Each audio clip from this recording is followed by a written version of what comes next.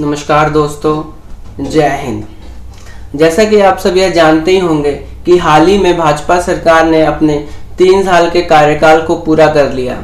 तो मैंने सोचा कि भाजपा सरकार के 3 साल के कार्यकाल के पूरा होने पर एक वीडियो बनाई जाए, जिस वीडियो में मैं भारत की जनता को यह बता सकूं कि इन 3 सालों में भाजपा सरकार ने क्या क्या बड़ी उपलब्धियां प्राप्त की हैं।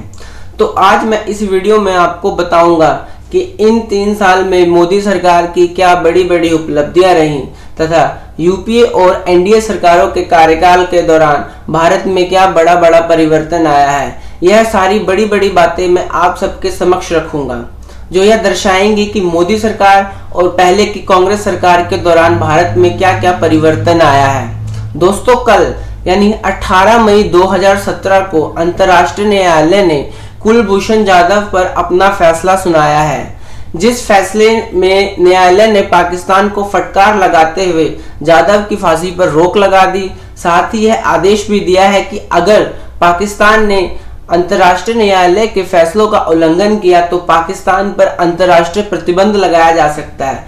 दोस्तों, न्यायालय के इस फैसले से यह साफ पता लगता है कि यह मोदी सरकार की बहुत बड़ी रणनीतिक एवं कूटनीतिक जीत है। जहां कांग्रेस सरकार ने सरबजीत सिंह को मरने के लिए पाकिस्तान की जेल में बेबस छोड़ दिया था, वहीं मोदी सरकार ने कड़ा रुख दिखाते हुए जाधव को बचाने के लिए अंतर्राष्ट्रीय न्यायालय का दरवाजा खटखटाया तथा न सिर्फ दरवाजा खटखटाया बल्कि जाधव की फांसी पर रोक भी लगवा दी।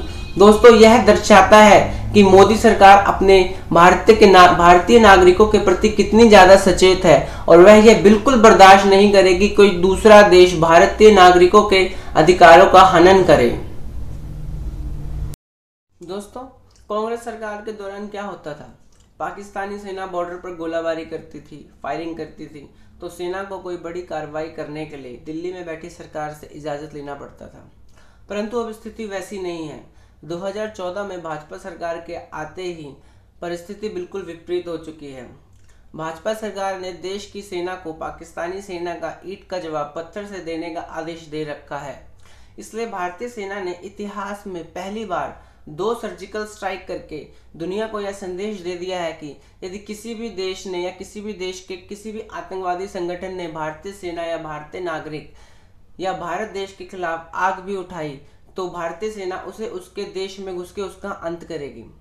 दोस्तों, हाँ, इस बात पर मेरे कुछ मित्र आपत्ति जताएंगे। वह उनका यह तर्क होगा कि भारतीय सेना के जवान तो पहले भी बॉर्डर पर शहीद होते थे और आज भी शहीद हो रहे हैं, लेकिन मैं उन्हें बताना चाहूंगा कि अब स्थिति वैसी नहीं है। जी हाँ, मैं ये मानता हूँ कि भारतीय सेना के जवान आज भी शहीद हो रहे हैं, परंतु आप ये न्यूज़ में देख सकते हैं कि यदि एक जवान शहीद होता है तो उसके बदले जवाबी कार्रवाई में भारतीय सेना पाकिस्तानी सेना के 3, 4, 5 बंकरों को तबाह करती है, जो यह दर्शाता है कि मोदी सरकार ने सेना को खुली आज़ादी दे रखी है एवं सेना अपने स्तर पर कोई भी बड़ी कार्रवाई कर सकती है। और सेना की इस खुली आज़ादी से हम सब निश्चिंत होकर अपने घरों में बैठ सकते हैं और राहत की सांस लेते हैं कि हम भारतीय सेना बॉर्डर पर हमारी सुरक्षा कर रही है और उसी की वजह से आज हम अपने घर में सुरक्षित बैठे हैं और रात को निश्चिंत होकर सो सकते हैं। दोस्तों, अब मैं विमुद्राकरण के ऊपर बात करता हूँ। विमुद्राकरण भाजपा सरकार द्वारा लिया गया भारतीय राजनीति का बहुत बड़ा फैसला था। इस फैसले से यह साफ था कि सरकार काला धन के खिलाफ ठोस कदम उठा रही है। सरकार के इस फैसले के साथ देश की गरीब जनता सरकार के साथ कंधे से कंधा मिलाकर खड़ी थी। जहां कांग्रेस सरकार के कार्यकाल में अरबों रुपए के घोटाले हुए, वहीं भाजपा सरकार अपने 3 साल के कार्यकाल में अभी तक बेदाग रही है। जी, हम कह सकते हैं कि कांग्रेस सरकार के दौरान तो घोटाले ही घोटाले हुआ करते थे। 2G घोटाले, 3G घोटाले, कोल स्कैम, पता नहीं CWG स्कैम और पता नहीं कितने स्कैम। लेकिन हम ये गर्व से कह सकते हैं कि भाजपा सरकार के दौरान अभी तक एक भी घोटाला नहीं हुआ है, ना ही सरकार पर कोई घोटालों का आरोप लग पाया है या कोई विपक्षी दल लगा पाया है ठोस सबूतों के साथ। जी हाँ दोस्तों, और हम इस बात से खुश हैं कि सरकार 3 साल के दौरान बेदाग छवि वाली रही है, साफ सुथरी छवि की रही है, जिससे भारतीय जनता बहुत खुश है। और हम ये आशा करते हैं कि सरकार आगे भी बिना कोई घोटाला किए इसी तरह देश की तरक्की में लगी रहेगी।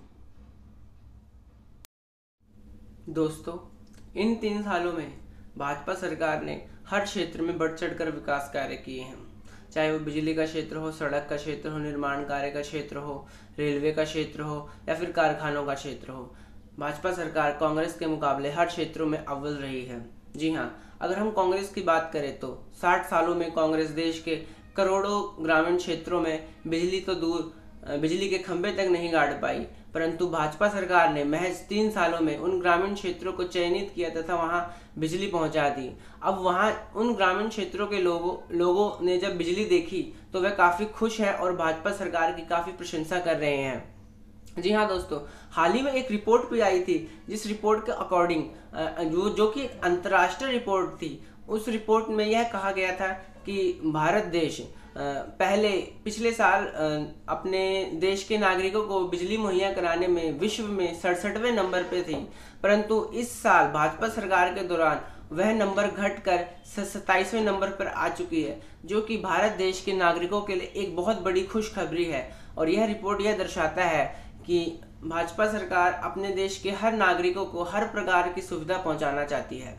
जी हाँ दोस्तों, इसी बात से मैं बहुत बेहद ही खुश हूँ और मैं यह सरकार से आशा करता हूँ कि सरकार जल्द ही कुछ सालों में 27वें नंबर से आगे बढ़कर टॉप 10 देशों की लिस्ट में आ जाए, ताकि देश के हर नागरिक तक बिजली आसानी से पहुँच जाए। जी हाँ दोस्तों, अंत में मैं बस इतना ही कहूँगा कि भाजपा सरकार ने कांग्रेस सरकार के मुकाबले काफ़ी अच्छे काम किए हैं और काफ़ी बेहतर परिणाम रहे हैं।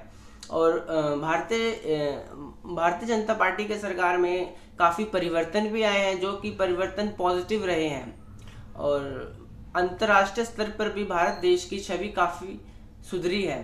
जी हाँ, और मैं आप सबसे यही अपील करूँगा, वोट देते वक्त ना राजनीति, ना धर्म के नाम पर और ना ही जात के नाम पर, ना ही क्षेत्रवाद के नाम पर वोट दीजिए।